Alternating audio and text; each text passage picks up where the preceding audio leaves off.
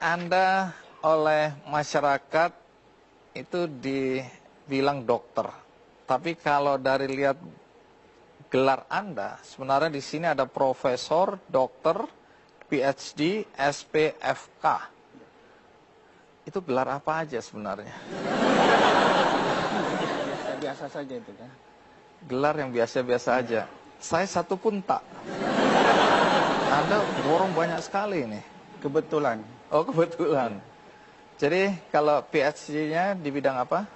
PhD-nya bidang farmakologi klinik, itu diperoleh di Flinders Medical Center Australia. Dari Australia. Kalau SPFK ini?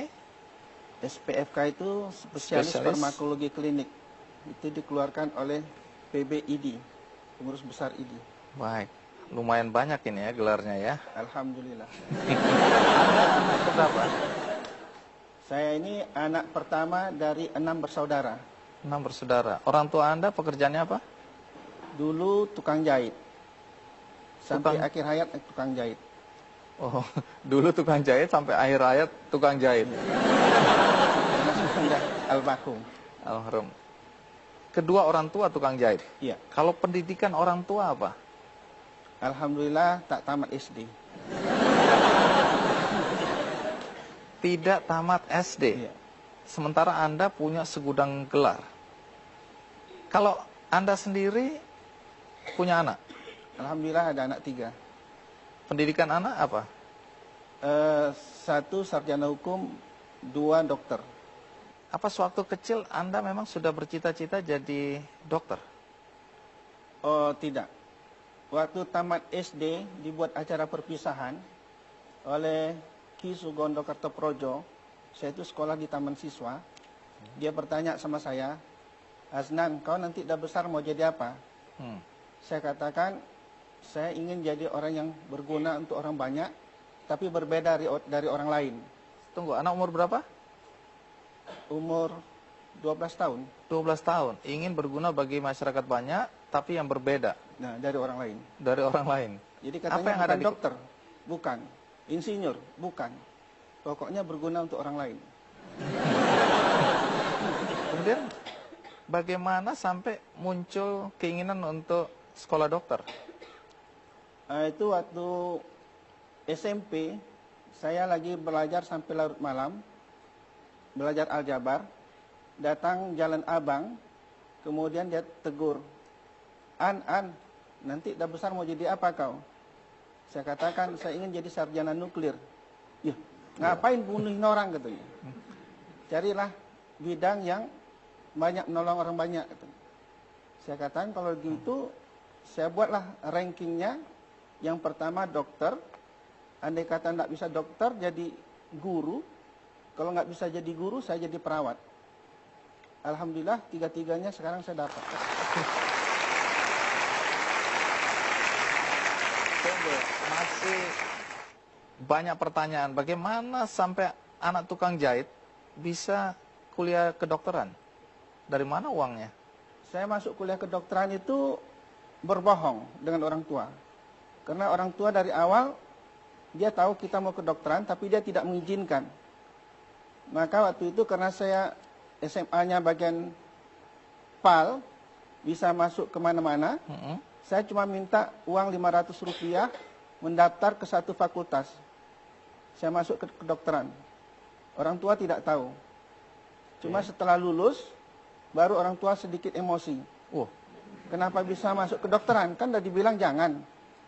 Takut ini ya, Aha. karena Jadi biayanya mahal. Saya katakan, Pak, sekali inilah aku minta duit. Waktu itu uang kuliah sama uang pelunco 33.000. 32.000 untuk uang kuliah setahun, 1.000 untuk, kalau sekarang istilahnya PEMA, berikut jaket-jaketnya. Hanya sekali itu saya minta uang sama orang tua. Tapi kan abis itu biaya-biaya lain akan ada. Dari mana? Saya ngasih privat les. Ngasih les di banyak anak-anak SMA. Oh, Anda cari uang sendiri nih? Cari uang sendiri. Saya dengar ada jualan fotokopi juga. Oh, itu waktu mahasiswa, saya selalu membuat kumpulan soal-soal, dan itu dijual di kalangan mahasiswa. Alhamdulillah, ada juga uangnya. Oh, dari situ Anda membiayai kuliah Anda sendiri. Orang tua nggak bantu-bantu lagi. Tidak. Anda sekarang ini dikenal sebagai dokter aneh di Medan. Anehnya di mana? Pertama dari penampilan. Gara-gara penampilan ini saya kena cekal. Oh, kenapa begitu? Saya dituduh Islam ekstremis sebelum pergi ke Australia. Terus apa yang terjadi?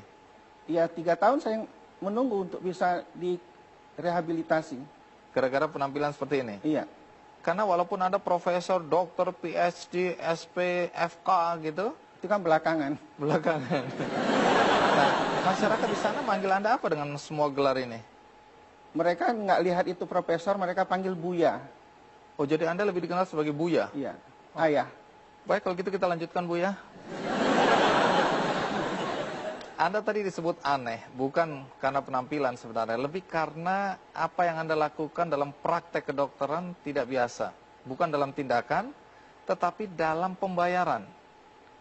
Pertama yang dianggap aneh, Anda tidak mencantumkan atau tidak memakai papan nama katanya. Padahal hampir semua dokter, bahkan belum praktek, plang namanya duluan. Anda sudah praktek sampai hari ini, tidak ada plang juga. Betul. Kenapa begitu? Karena setelah pulang dari Australia, saya sebenarnya tidak berniat untuk praktek. Tapi ketemu dengan pasien yang lama, mereka mengatakan, dokter kita sudah pulang, dokter kita sudah pulang. Jadi satu-satu mereka muncul. Mereka cegat di tengah jalan apa segala macam. Ya mau tidak mau, saya harus melayani mereka. Terus? Ya sampai sekarang demikian. Tapi kalau sekarang pasien Anda per hari berapa orang? Minimal 30, tapi bisa sampai 153.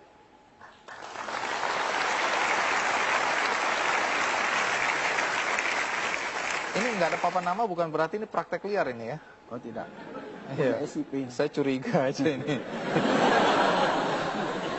Kemudian Anda dianggap aneh karena cara pembayarannya. Ya. Pertama Anda nggak menentukan tarif ya?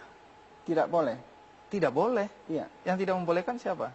Pelajaran yang sampai kepada saya, ada 3 profesi yang tidak boleh meminta duit kepada rekanannya.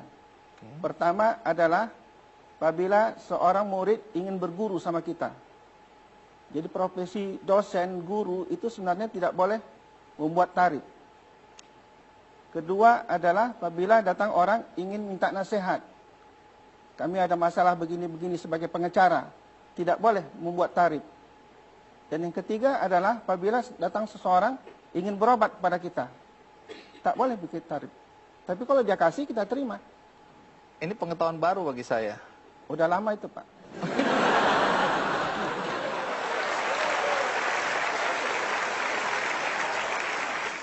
Siapa saja yang membantu Anda di tempat praktek itu sekarang?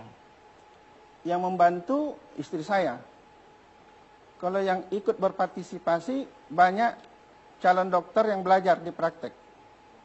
Oh, ikut membantu Anda ya? Ya.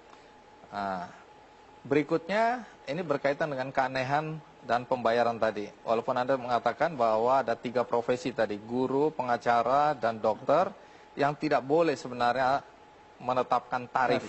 Ya.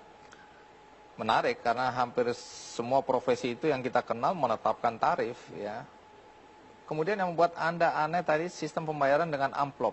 Saya dengar bahkan ada yang ngasih amplop dan kosong. Betul. Ini gara-gara Anda sendiri nih ya. Anda cari-cari perkara sih. Nah, bagaimana ceritanya? Kita rehat sejenak. Ikuti terus Ki Candy.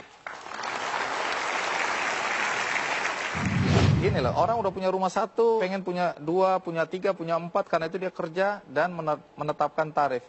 Anda belum punya rumah, tapi Anda tidak mau menetapkan tarif. Kebahagiaannya di mana ya?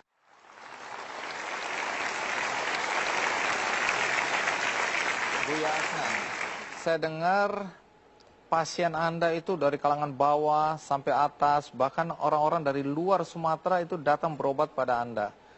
Yang saya sebut aneh tadi berkaitan dengan pembayaran ya. Anda mengatakan tidak menentukan tarif. Pasien boleh membayar suka-suka. Soal bayar suka-suka itu pengertiannya apa ya? Ya seikhlas hati dia. Jadi kalau saya datang berobat, kemudian hanya punya 5.000 saya kasih, Anda terima? Dengan senang hati. Karena saya tak tahu Bapak bayar 5.000 kah, bayar 1 juta, saya tidak tahu. Kenapa Anda nggak tahu? Saya tidak pernah buka amplopnya. Oh, jadi semua pembayaran seperti digambar itu diberikan melalui amplop. Iya. Terus kemudian dengan cara seperti itu apakah Anda nggak merasa dirugikan? Di mana ruginya? Nyatanya kan tetap kaya kan?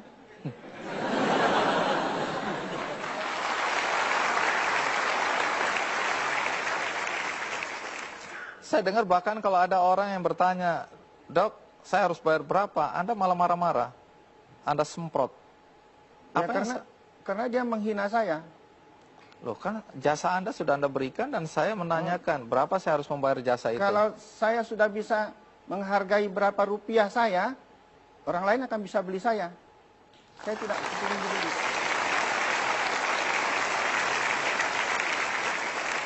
Tapi bagaimana reaksi istri, anak-anak dengan kelakuan bapaknya atau suaminya yang seperti ini? Alhamdulillah berterima. Mereka menerima. Iya, kalau nggak terima pecat aja. Ya, Siapa suruh jadi bini saya? Saya dengar ada juga orang yang ngasih amplop dan amplopnya ternyata kosong. Nah, bagaimana reaksi Anda kalau lihat amplop-amplop kosong itu?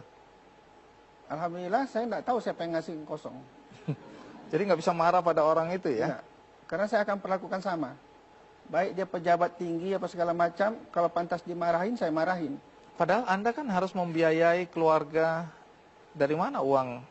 Lebih dari cukup. Karena uang itu begitu dapat langsung dibagi. Ada pos-posnya.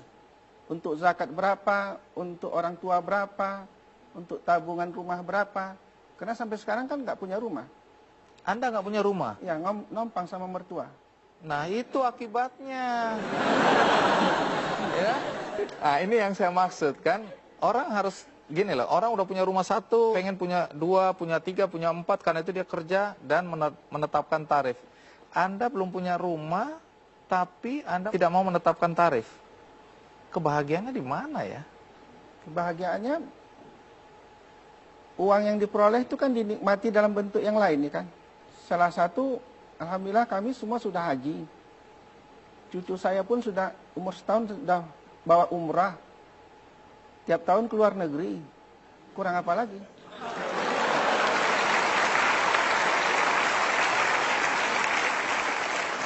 Buya, mungkin falsafah hidup Anda ini asing bagi anak-anak muda sekarang yang merasa bahwa materi adalah ukuran sukses. Mungkin ada nasihat buat anak-anak muda. Nasihatnya gampang. Apa yang dicari dalam hidup ini? Dulu ada film, Apa Yang Kau Cari Pak Lupi. Apa konteksnya dengan pernyataan atau nasihat Anda ini? Ya karena macam kata Bapak tadi, sudah punya satu rumah, ingin rumah yang lain. Sementara badannya cuma satu. Apa bisa didiaminya ke sekian banyak rumah? Berapa banyak orang yang kaya, ternyata dia tidak berjalan sama istrinya. Istrinya jalan sama supirnya. Ya kan? Dia kaya, tak pernah tinggal tidur di tempat tidur matras yang dia milikin. Dia teler di ruang tamu. Jadi, apa yang dia cari dengan harta tadi? Yang penting cari kekayaan yang berkat. Berkat itu yang menikmati kita dan orang lain. Jadi kalau sudah sama-sama mengalami, merasakan, alhamdulillah kita sudah kaya. Hidup tidak berutang, itu nomor 1. Baik, terima kasih Buya Asnan. Sama-sama. Hari ini bisa berbagi cerita dengan kami, berbagi filosofi hidup dengan kami semua, terutama untuk anak-anak muda, dan terutama dokter-dokter atau calon-calon dokter ya. Mudah-mudahan apa yang Anda sampaikan ini memberikan teladan bagi mereka. Alhamdulillah. Sekali lagi terima kasih. Sama-sama. Iya. Terima kasih.